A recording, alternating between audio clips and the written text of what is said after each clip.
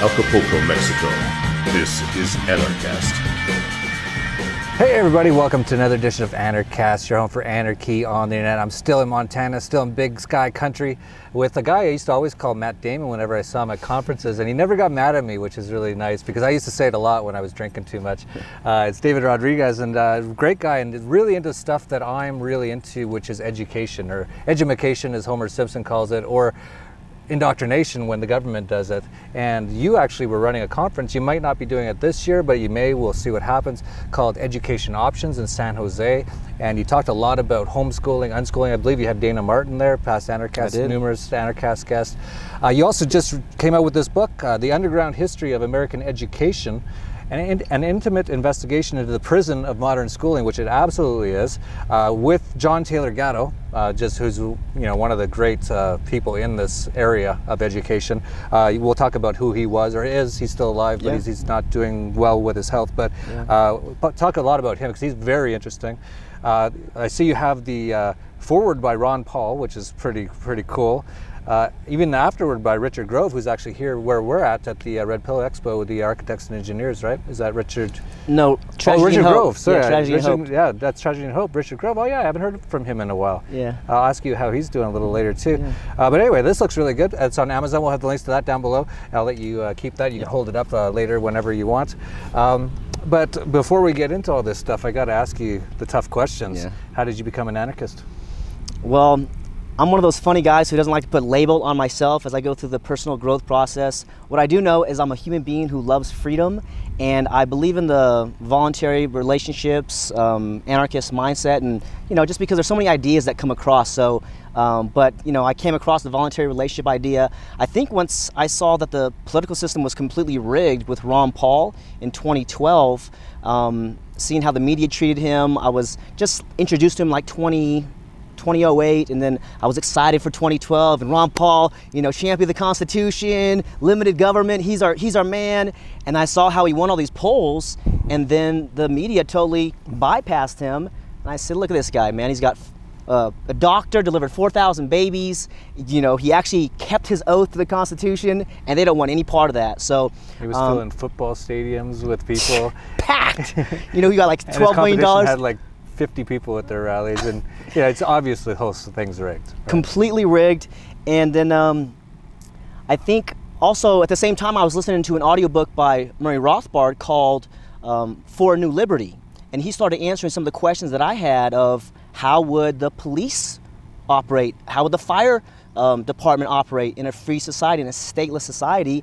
And after some time listening to that and talking to other people, I said, you know what? We're just humans. Larkin Rose is a big influence. You were a big influence to actually solidify that process. And so we're just being disenchanted by the political process and understanding who we are. I used to be like pretty religious, and so I was into the belief of the divine Son of God and stuff like that, which is totally great. People can believe in these things. Now I just realize that I'm a creation, and I'm way more like beautiful than the state. Like human beings are the gift, I feel, So I came across this idea that the voluntarist, philosophy is that we'll engage voluntarily if we want. If not, that's totally fine.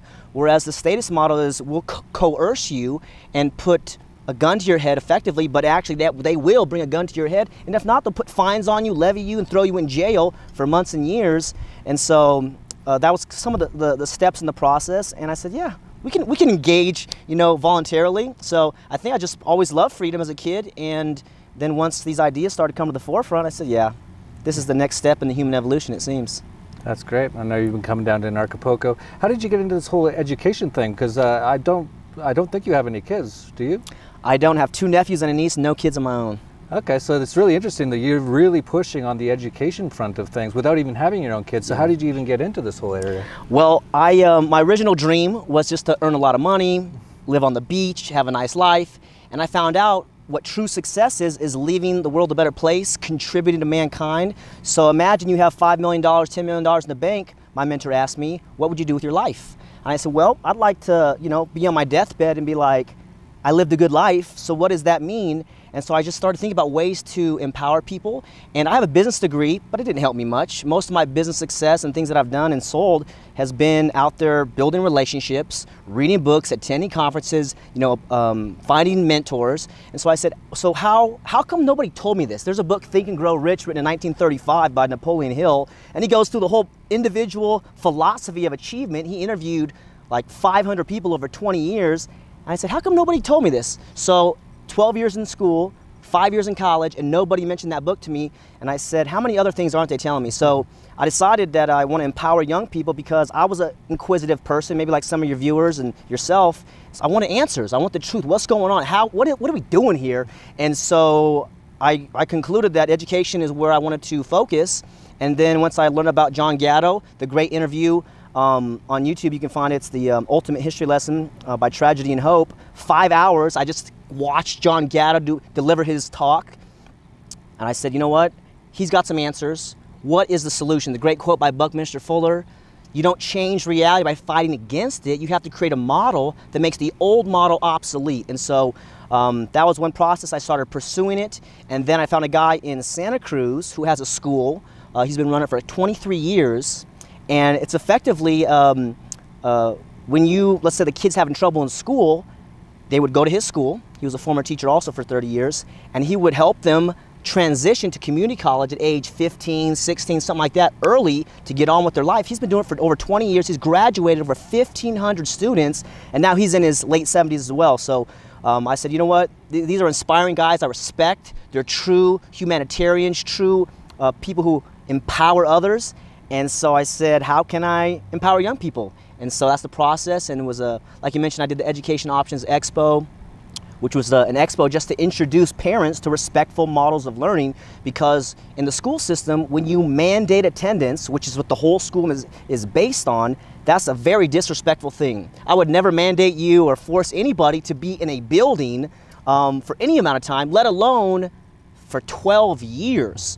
So the more I kind of dwelled on that and realized that this is a very construed system, and this is what Gatto talks about, and we talk about in the book. He goes through and shows that this is a deliberate dumbing down of people. You know, it's not something like, the teachers need more money, or no, they need a better curriculum. You know, what they need is to have a freedom to choose if they want to be there or not. Just like this conference and all the people here, if we want to go, we just get up and go. We don't got to raise our hand to go to the bathroom or get permissions for somebody, you know. So these converging realizations, that was what helped me realize I got to get into education and basically free these kids and help these families unite and build, you know, good, harmonious connections with each other and love and have actual deep emotions in this experience.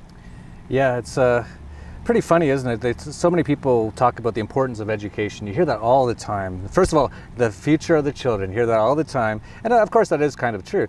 But then they'll say, you know, education is so important. And you even hear these memes on the internet of people like, why does this football player make $5 million a year and a public school teacher only make $40,000 a year? It's like, well, obviously people really want the football player. And actually, I think $40,000 is way overpaying for what I've seen from most of these public school teachers. Not to mention they're doing pretty evil stuff by keeping these kids in there against their will. You know, the whole public school system is quite evil. And John Taylor Gatto, actually, give a little bit of background on him, because he's so fascinating, because he was actually like the public school teacher of the year in New York for numerous years, but he was totally exposing the system for what it was. And then I think eventually they probably got rid of him or something. I don't know the whole story. But why don't you talk a little bit about that and what the originations of the education system were? Because my understanding is it was basically just training people to get ready to be soldiers or work in factories, from what I understand, sort of under the Prussian system. But what's your understanding of where it all comes from? So let me answer the Gatto question if I get off track, track with the origins. Sure. So Gatto is, he taught in New York City schools for over 30 years, for actually 30 years. He got the State Teacher of the Year twice in 90, 91, and also City Teacher of the Year. And the reason is that his students in his schools were winning all these contests, essay contests, all these performance contests in the city. And so, like, who is this teacher that all these awards are being achieved by these students? Well, they go and they kind of modeled him and monitored him, and they realized he was doing some pretty unorthodox things, because when he first became a teacher, he was just gonna be there for a year or two, make some money, and go back and be an advertising copywriter, which he was doing. And then he realized that inside of these kids, there's genius. And that's what he said. He said, genius is probably natural to all of us and is as common as dirt. And so he said, how far can I push these 8th graders, right? These are 12 and 13-year-old kids. And he stayed for all 30 years because he said, there is no limit to how far I can push these kids as long as you're kind of serious with them and don't treat them like an 8-year-old, treat them like an adult. Back in the days, if you're 12 years old on a farm, you're expected to contribute to the family, not be a leech like it is up to the age 18 or 25. 30, 40 now. 30 now, right? And so they're telling people that education is this piece of paper, and he's focused on performance, and that's what Gatto was about. So he would allow kids to leave the classroom.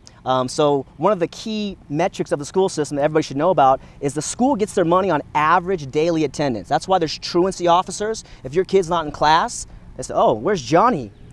The back of their mind is, we're losing money. So call the truancy officer, go get them, and that's what they do, because that's how the district gets their money. So it's a really incredible thing to have the roster related to the money, not performance, attendance.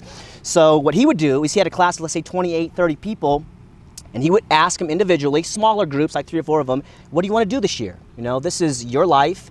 And, that's great. You know, so one girl, point being was that he'd find out what they want to do, and then he would mark them present and allow them to leave, go in downtown New York, go to libraries. There's kids that wanted to become comic book artists. So he said, okay, I'll cover for you.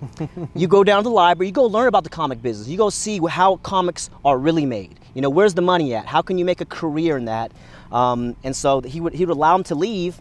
And then he retired by doing an op-ed on the Wall Street Journal. It's a great article. It's called I Quit, I Think. You can look it up on the web. And the closing paragraph, he said, I have to resign because I'm tired of hurting kids.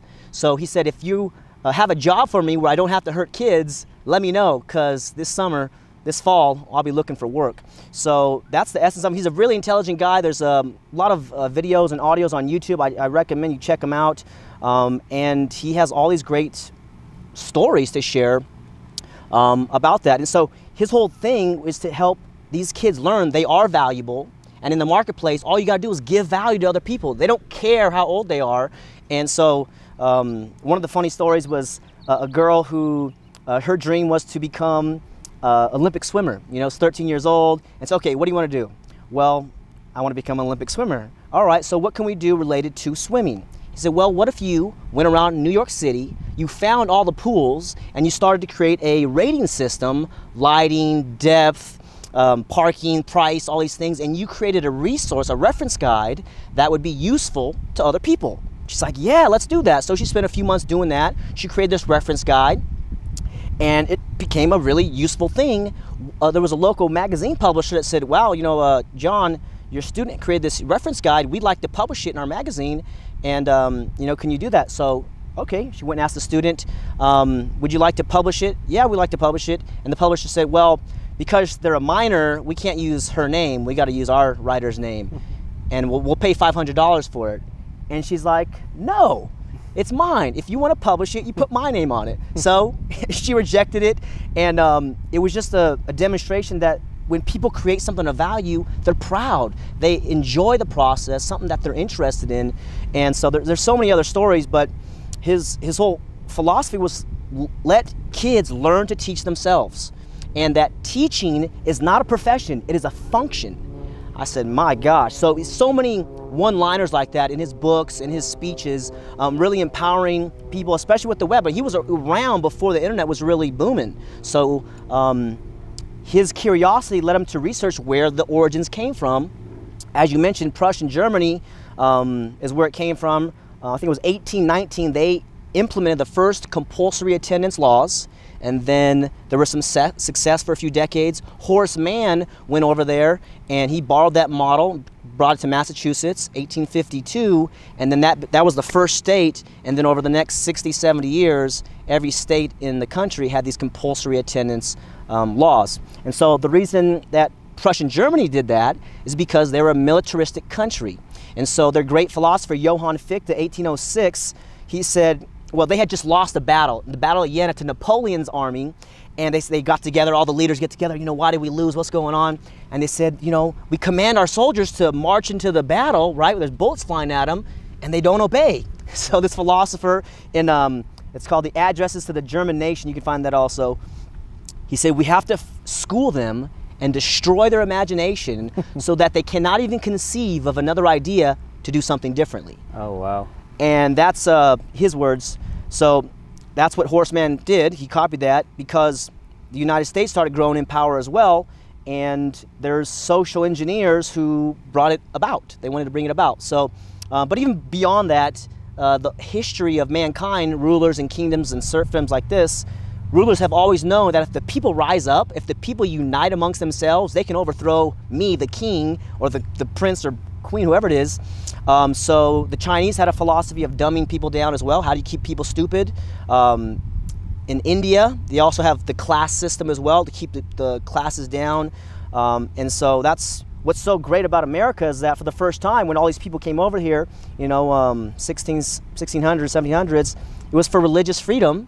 And it was just land, just like this. There was no bosses. There was nobody telling what to do. It was anarchy. It was anarchy. It was total voluntarism. And say, well, man, we should have a store or a fire department or something. Okay, well, you gonna build it? Let's build it together, right? Or a church or whatever you want to do. There was no begging for government for handouts. The government do it and government do it. It was very independently minded because there was no choice. And so that's kind of the origins of where it came from, and it has a long history. There's also another reference.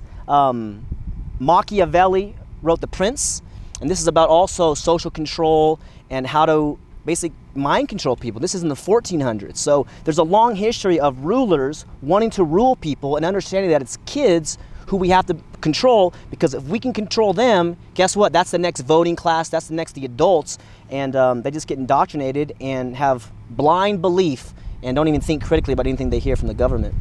Yeah, and it's going on today. You can just see that with so many people, and they don't even know how indoctrinated they've been, how dumbed down, unfortunately, and not talking down to anyone. We feel bad for them. We want to get them out of this sort of a thing.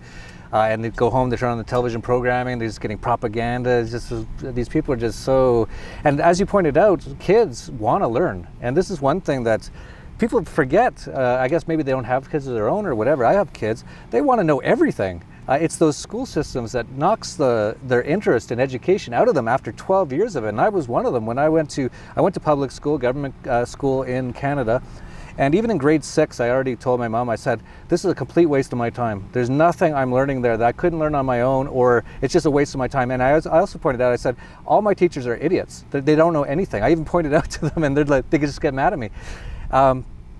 And now I have kids of my own, and actually I'm a big fan of unschooling, which is what Dana Martin talks about. But my wife is Mexican, and that's a big stretch for that sort of culture to go all that way to unschooling. But she's totally down for Montessori school, which they have in Acapulco, Mexico. Costs about $300 a month, by the way. And it's a glorious school. It actually looks a lot like this, but with palm trees. That's like what the schoolyard looks like. Yeah. And compare that to the prison that I was in Canada. And the kids absolutely love it. And it's very similar sort of a approach. They come in, they go, well, what do you kids want to learn today? And then they learn whatever they want to learn, and they love it. They come home, they're just full of energy and joy. I was never like that. I just wanted to get out of there. So what's your take on, I know you're working on some homeschooling things. Yeah. You might even be starting a business on that. And as well, talk a little bit about unschooling and what your thoughts are on that. Yeah, so I believe the future of education worldwide is homeschooling. Okay, so, and then unschooling is kind of a free-flowing version of homeschooling, but the essence is that you pull your kids out of school. Unschooling allows a little bit more freedom, complete self-direction generally, and sometimes there's homeschooling families that allow some freedom as well, but they want like a curriculum, so they'll buy a curriculum, teach that to their kids, or they have a structure. But the reason I think that's the future is because schools are failing miserably right now, and so that's why I started my expo, to introduce respectful models of learning to parents out there. You can go to Education Options TV on YouTube, see some of the speeches, and so I've been doing that for a couple years, just for my own research too. I want to see what's out there, right? There's a variety of options out there, and so that's what I did my research on. And now what I discovered is that parents see there's a problem, but homeschooling's way over here, you know? So there's this bridge that I feel is the missing link, the bottleneck in the operation. How can we get parents to gain courage and gain faith in their own ability to bring their kids along? And one of the challenges is because they were schooled, they have all their habits and trained with them. They call it learned helplessness. And let me just give a story on learned helplessness. This is where we limit ourselves. So if you believe you're a child of God or divine or consciousness, awareness, something phenomenal, which I believe you are and we are, then you have unlimited potential.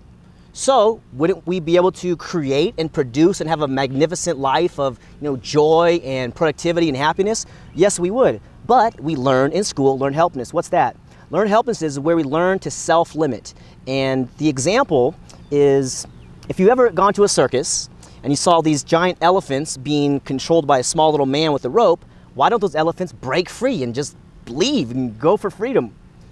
They were taught as a small little calf, I don't know if you can see this or not, they were chained to a pole, and they were rambunctious and young and energetic. They're trying to pull. They couldn't break the chain, and so at some point they decided, I can't do it. I cannot break this chain. And so years later the elephant becomes huge, and now when the elephant tries to pull that same rope, he feels the resistance, and now he's triggered back to when he was a young calf, and he says, I can't do it. But in reality, if he would just pull further, he would break it easily and he would be free.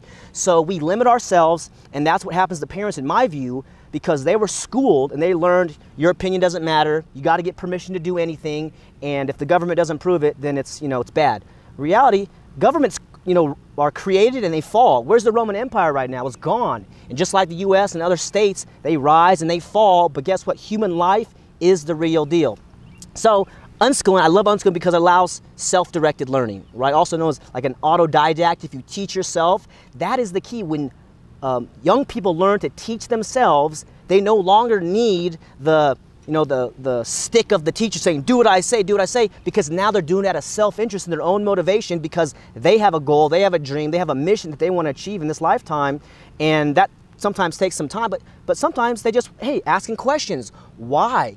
And I would encourage parents out there, if you have a 5-year-old or 7-year-old and they're just asking questions all the time, you don't have to know the answers. You can just say, I don't know. And we didn't learn that in school because if you didn't know anything, you were a failure and you would get mocked or embarrassed. But in the success world, it's okay to not know, right?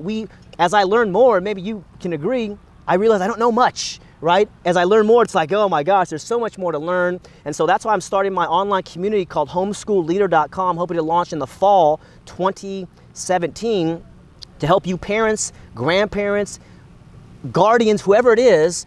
We all see there's something going on in schools. Gatto will show you where it came from. It's terrible. It's been designed. So what do we do? And I believe it's homeschooling. And so we're going to set it up. It's going to have training modules so you can learn the philosophies, some of the curricula, what to do, how to think about it. And as you do that, you'll become more liberated as an adult. And then you'll see your kid, they already have the genius inside of them. And if genius is too strong, use brilliant. Every person is brilliant. And so your job, and by the way, the root of education, that word is educo or edukar, which means to draw from within. Not to like download or force upon, but to unfold, right? Like a flower that unfolds, you don't know how beautiful it is until it unfolds during its own time. So that's why I get so passionate about it, because I was in school also, it was about 5th or 6th grade. I'm like, these teachers are stupid, they disrespect me, and that's where like you start to become rebellious and get in trouble and stuff like that. And you know, mom and dad are like, what are you doing at school? And you're like, they're idiots, you know, they don't care about me. And so I remember being, 11, 10, and if somebody would have let me know, hey, we can help you get an apprenticeship, we can help you go volunteer at the farm, or go volunteer, learn how to build a fence, or change the oil on a car, build an engine, I would have been, yeah, let's go, easily. Yeah, when I was saying to my mom I wanted out of school in like grade 7, I said, I just want to be on my computer all day. I said, this is the future. And this was like way back. This is 1980. The Apple II Plus had just come out, and I actually got my grandfather, because we didn't have much money, to buy me a Apple II Plus clone, which I had to build myself, which we had shipped over from Vietnam because we couldn't afford a real Apple II Plus. I had to use a soldering iron to make it myself. I was like, this is the future. And if you look at my life today, everything's online. Everything I've ever done, my internet companies, everything. And I wanted to do that, but they were just holding me back. I actually ended up doing a deal with my mom and the school that I would just go for the tests, which, you know, I don't think they even let you do that very often anymore. But back then, this is back in the 80s, I said, yeah, you know, whatever. I just write everything down on my arm or whatever. I was like, this is useless. I'm never going to use this information. Most of it's wrong, social studies. And you know, I talk about education quite a bit. I think it's really important, and that's why I've had Dana Martin on Anarchast so many times, because I really like her thoughts and how she's thinking and how she's doing it. And I say about the education system, especially college, that's a whole other topic. I say about college, colleges today are basically where people who have spent their entire lives not thinking for themselves go for 4 more years of training. That's essentially, so you got these 12 years of nothing, they don't learn anything, they get out, they can't even do anything. That's what you hear all the time, right? You hear that from anyone. Oh, I just got out of high school, I can't get a job. Why? Because I don't know how to do anything. It's like, well, what did you do the last 12 years? What a waste of time. Well, go for 4 more years and now pay $100,000 for your Bachelor of Basket Weaving or whatever it is. And then they get out, they're like, I can't get a job. Why? Because I don't know how to do anything. You just wasted 16 years, now you have $100,000 in debt. The whole system is screwed. But it is interesting because I think what you're offering to do with this homeschooling thing is really needed, because I just spoke to an anarchist actually it was about a month ago. And it's this young anarchist girl in her 20s, and she has a kid who's like 8 or 9 or 10 or something like that. Maybe she's, yeah, something like that. And she was saying to me, oh man, the public school system is so bad, my girl comes home crying every day. And I said, take her out of there.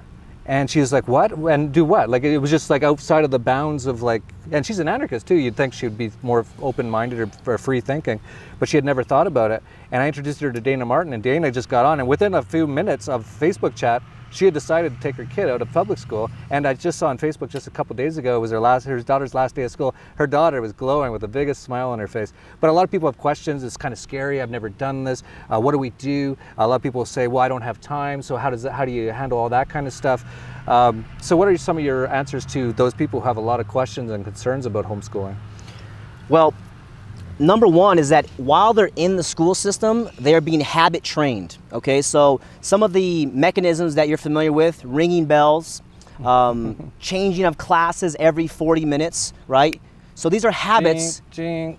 How unnatural is that, right? Because as you know, as a successful business person yourself, concentration is what we need. How can we get into something? We don't need 30-minute, interludes.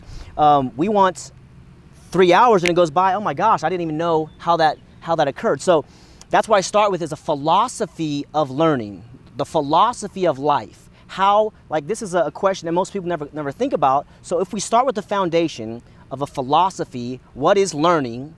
What is achievement? What is success? These are important questions that if you have a kid, then you start thinking about these things. And because they're so like profound and philosophical, it seems like a big task. So I help them understand.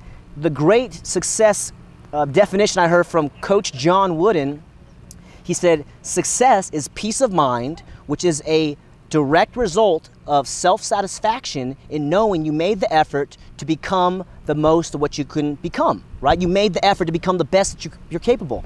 And that was something that he created over decades of teaching successful basketball players in college. So that's the first thing, is start with a foundation and then understand that learning is always happening. You and I are, no longer in our school days, but we're learning, right? We're at a conference, we're learning, we're traveling, we're talking to people, we're building relationships. This learning does not stop. What happens is schooling stops, and kids, whether they graduate high school or college, they have a commencement ceremony, and they're like, yeah, I'm finished. Well, commencement means to begin. So they're celebrating victory because that's what they've been told, and in fact, they should be beginning their life. So that's... And they're also just so happy to get out of it because it's such a prison-like environment, and then they just go drink, and it really sucks the interest in learning out of you. That's one of the goals of the whole process, and it's just so wrong, the entire education system. And like we were talking about the homeschooling, people are just not really quite sure how to go about it and all that kind of stuff. Interesting side story, and I want to ask you a bit more about the homeschooling, but my son, when he was about 7, came up to me one day, and he said, Papa, I've got a business idea. I'm like, awesome. And he goes, I'm going to make photocopies for people.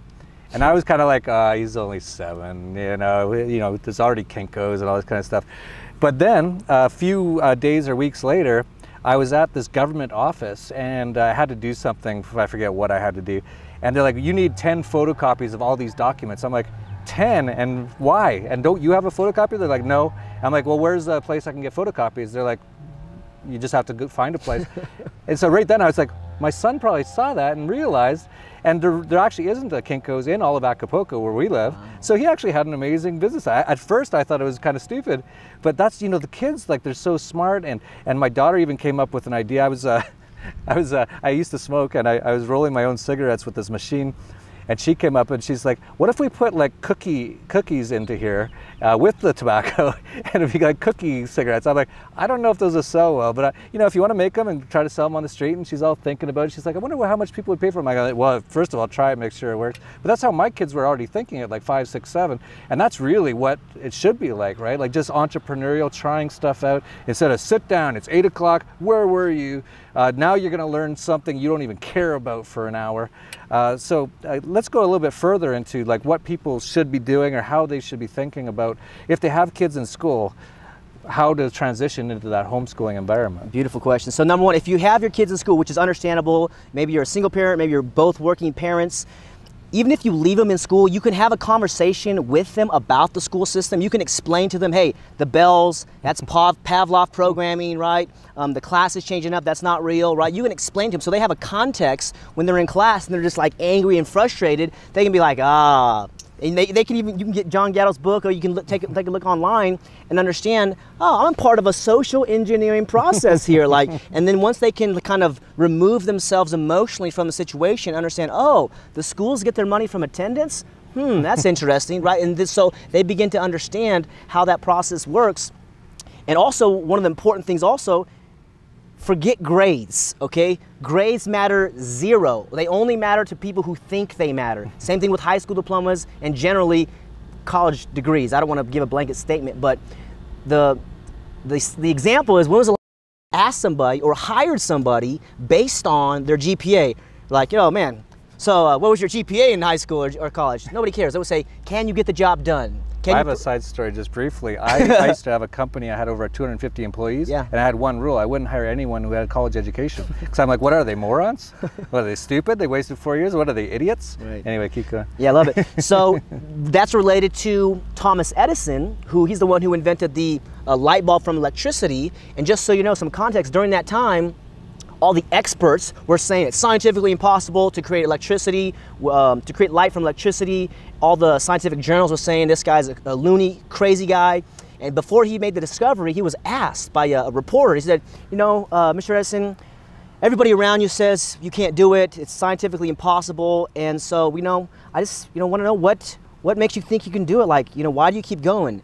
And Thomas Edison very confidently said, son, you just don't know how the world works.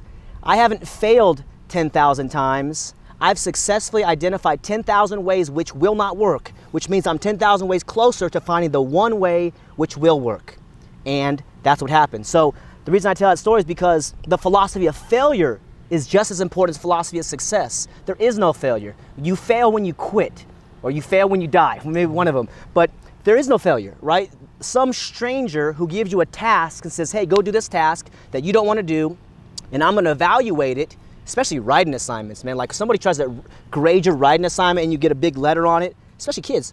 You feel the emotional, like, I'm unworthy, I need permission, and these are just unrealities and basic lies. So we have to basically educate the parent on what is learning, and you can have, like I said, if your kid's in school, maybe work out a plan, maybe work out a 2-year plan or a 3-year plan to remove them. Or I haven't officially launched my school, but it's called Valor Academy, and I can accelerate your kid high school graduation and connect them with a mentor, an apprenticeship, some kind of internship, so they can leave the classroom and stop wasting their life and go do something that they want to do. So this is the other solution that I have, but it's a matter of reframing basically your entire philosophy of education and learning, and understand it's okay. There's no judgment here. We understand. Even myself, I went through the school system, 17 years of formal school, including college, and I see the habits that I've been indoctrinated with and some of the uncritical thinking that I do, and I'm like, wow, that's interesting. And again, love yourself, self-love, forgive yourself,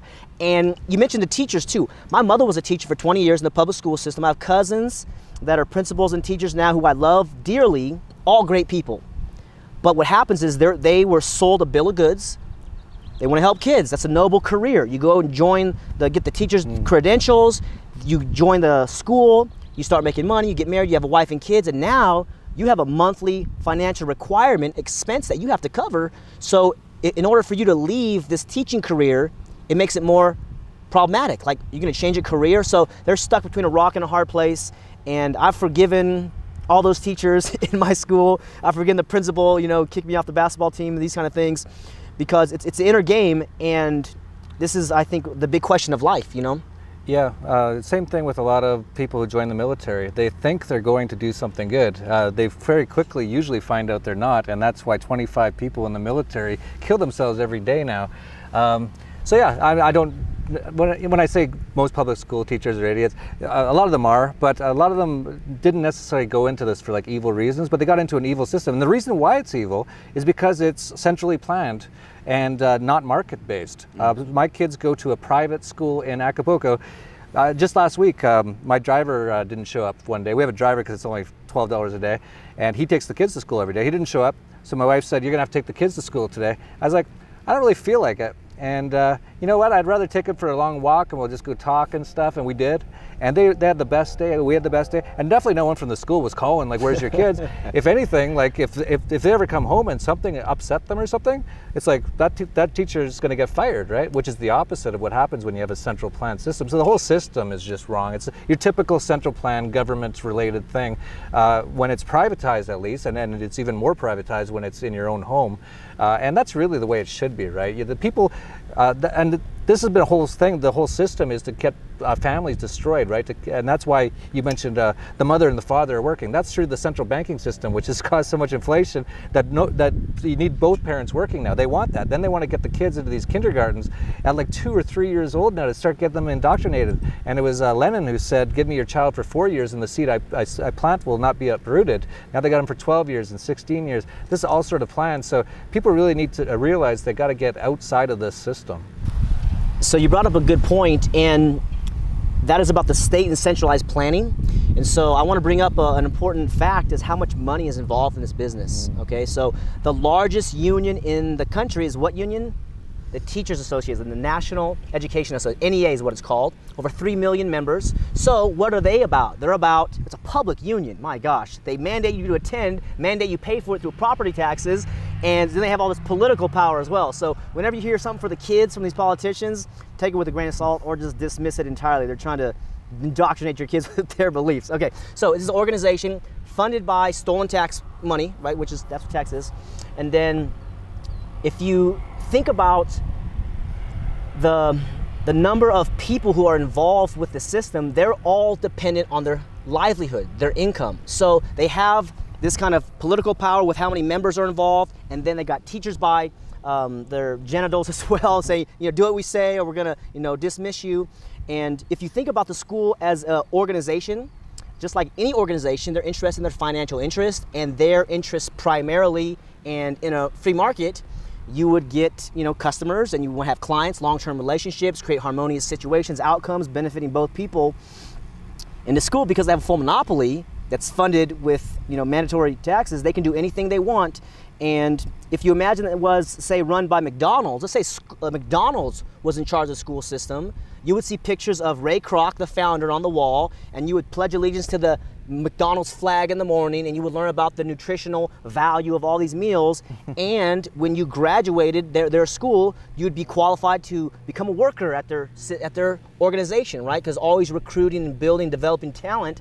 So you can put any corporation in charge of that, and you can see, oh, you just, instead of putting the presidents up there, you put the founders or whoever you want them to glorify and worship, and that's what it is. They put the presidents on the walls and make you feel inferior. They say, oh, and hey, I like George Washington, man. Other than his, of course, slavery back that is different timing, but he was a courageous man, to not take the kingship and to fight the British soldiers, and some of the history behind that. He's got just a great story.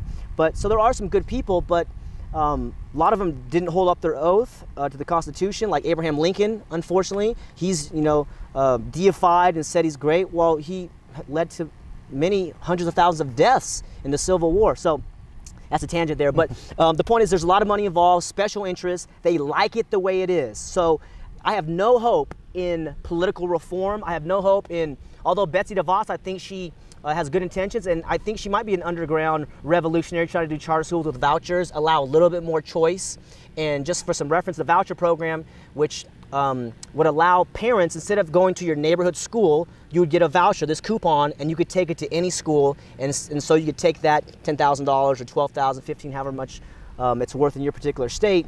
Choice is the answer, and monopolies ruin these kids' minds, and they like it the way it is. So in California alone, $70 billion is their annual budget, and you got 6 million kids in the school system there, and I don't know off the top of my head what it is nationwide, but a great mentor of mine said, big money makes people act funny. So you start bringing these big paychecks, these big outcomes, and they're gonna do anything they want, especially these politicians. And now you got forced vaccination in California, SB 277.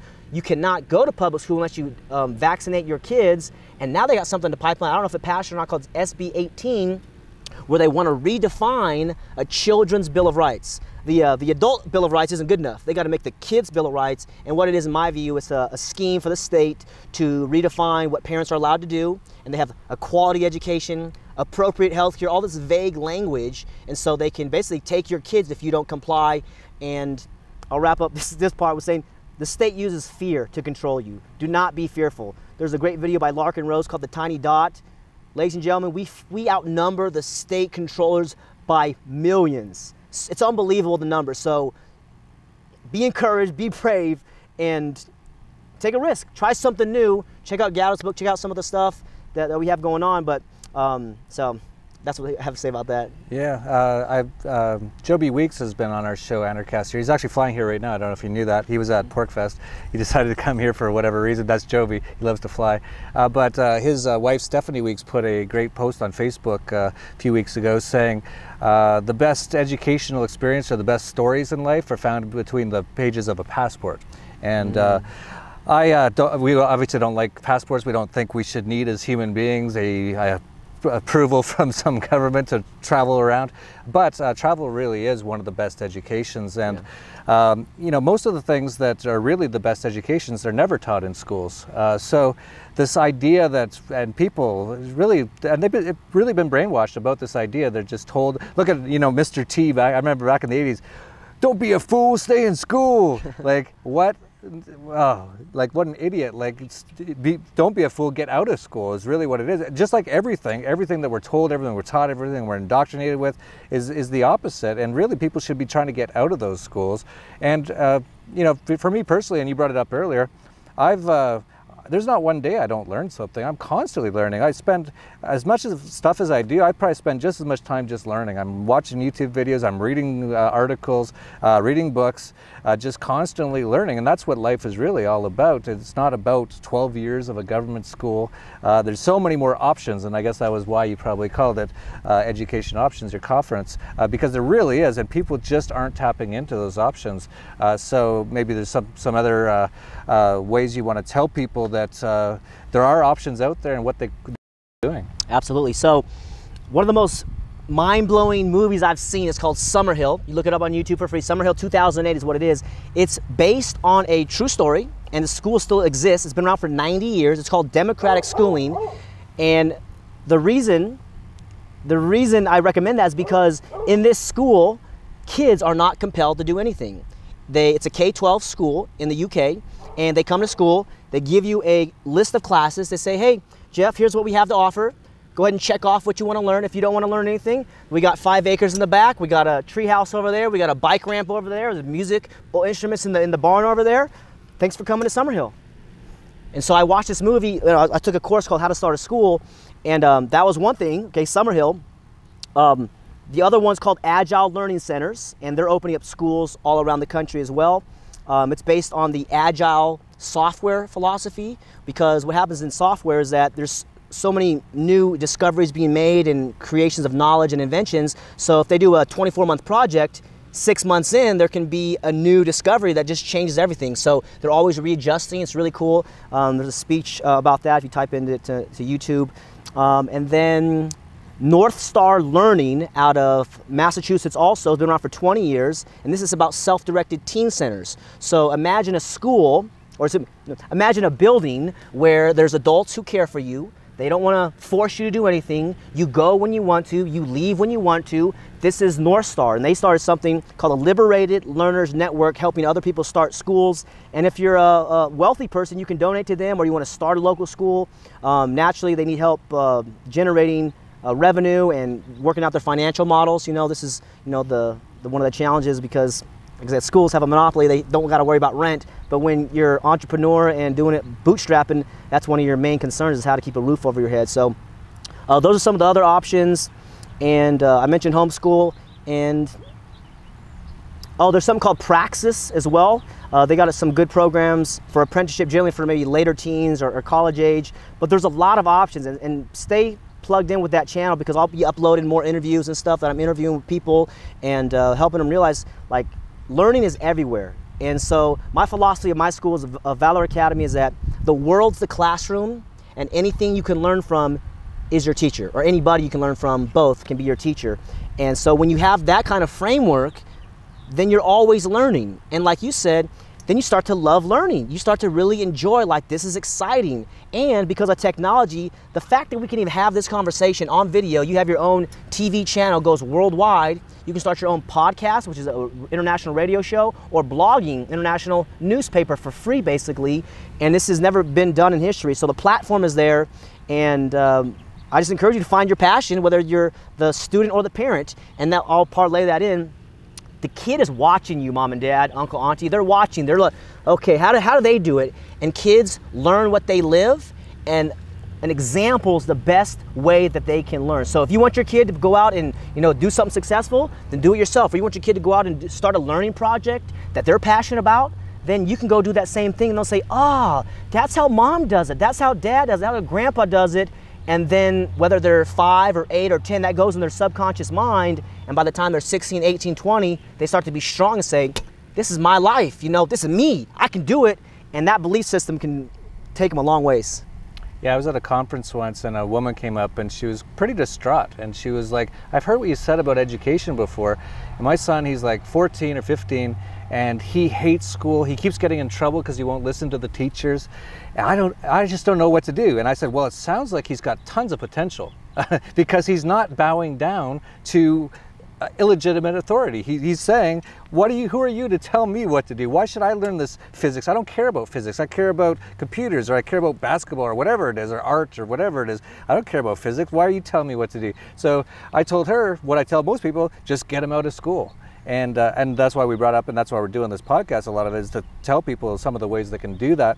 And then I heard back from her like a year later, and she was like, oh, he's so much happier. He's started his own business. He's like 15 or something. He's perfect now. Everything's perfect.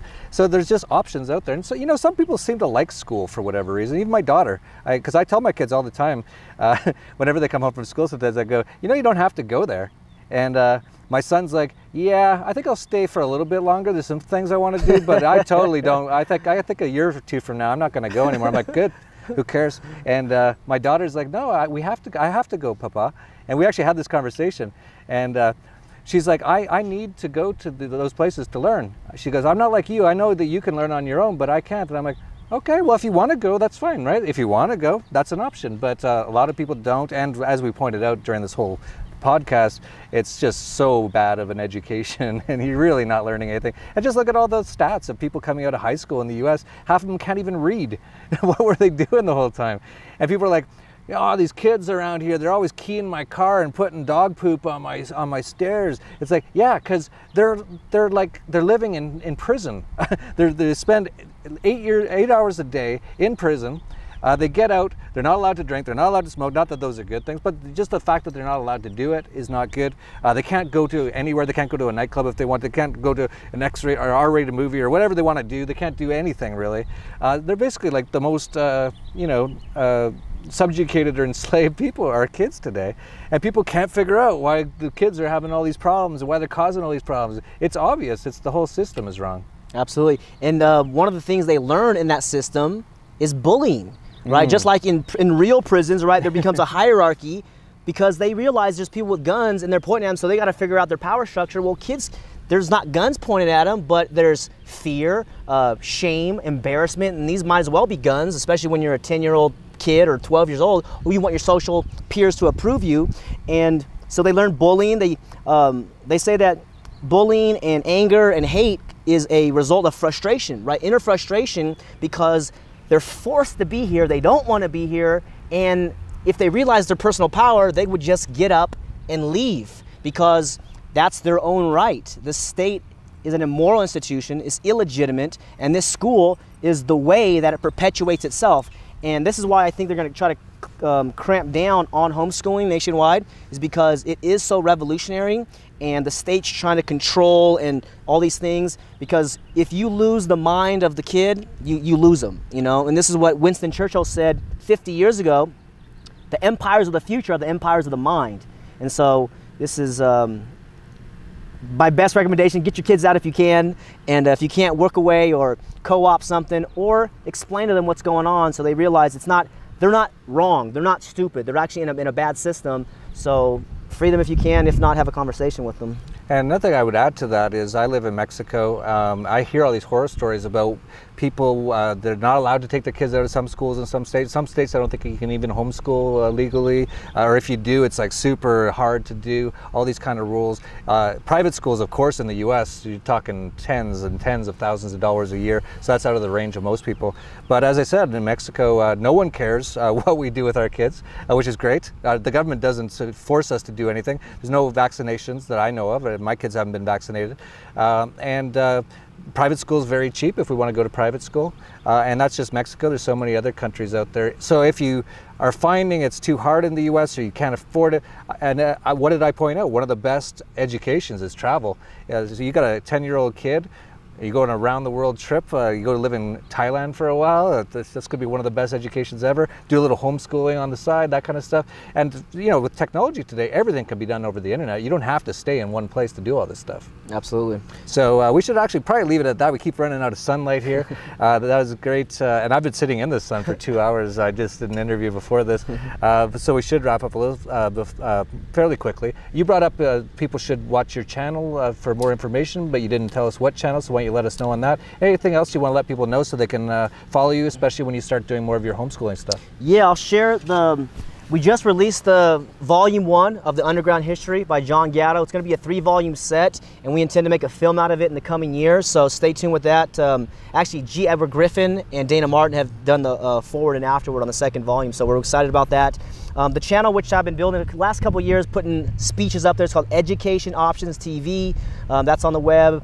I just started a new one called Homeschool Leader, which I'll start putting some of the trainings on there. And then John Taylor Gatto TV is a great channel as well. You can see some of his philosophies, and the reason he has 30 years experience, so he has super credibility. He won all these awards, and he's the most credible voice that I know who has come out and said this is a damaging system, and he put it on his book. It's a prison, folks. And so he's actually the one, I don't know if you saw that, there's a skull and bones on there. And it was kind of like poison, right, like this. And he's the one who recommended put 322 on there for skull and bones. So this guy's a really strong man. So that's what I would encourage you to do. Check out those things on YouTube, homeschoolleader.com. The website's almost finished. Put your email in there if you want to stay connected when I launch this. And then valor-academy.com if you want an accelerated school program to connect with apprenticeships, mentorships, things like this. And those things will be up shortly. So stay tuned and keep watching Anarchast. Yeah, we'll have all the links to that all down below. And come check out in Acapulco if you got kids. We had a lot of people bring their kids this year. We had Dana Martin doing a full 3-day family camp, unschooling sort of a thing, teaching people how to do stuff like that. And I've met so many unschooled and homeschooled kids from anarchist families, and they are some of the most amazing people I've ever met in my life. And you meet a lot of public school kids, and they just walk in and they're like, what? Right? Because they're just, they've been beat up at school all day. They just don't even want to be there. I meet these unschooled and homeschooled kids. They come in, their eyes are just glowing, and they come in, they're like, what are we going to do today? And they're all, like you said, they're all brilliant in their own way. They're all genius in their own way. They're all different in their own way.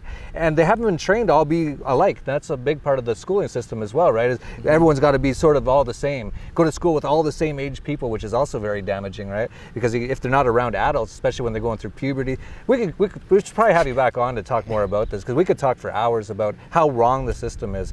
So I will have you back on. Maybe we'll figure out a time. I don't know if it can be Freedom Fest or whatever, but we'll have you back on in the next few months, because this is a topic I think it's so important, because children are the future. I know it sounds so cliche, but it actually is the case. And when I see these unschooled anarchists and homeschooled anarchist kids, I just imagine, what if the whole world was like that? It would be amazing. And no government could ever hold those kids down.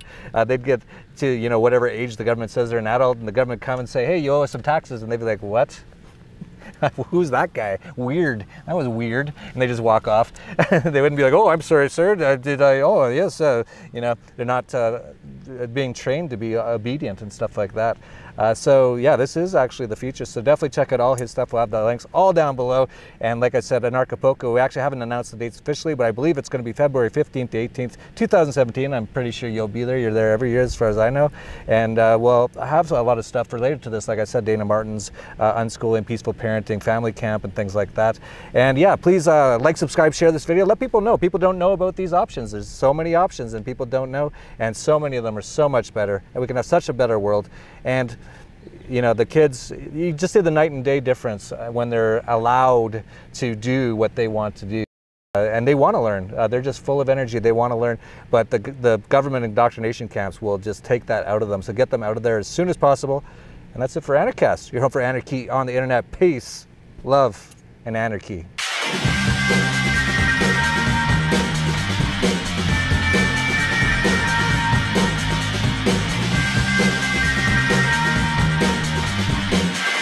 From Acapulco, Mexico, this is Anarchast.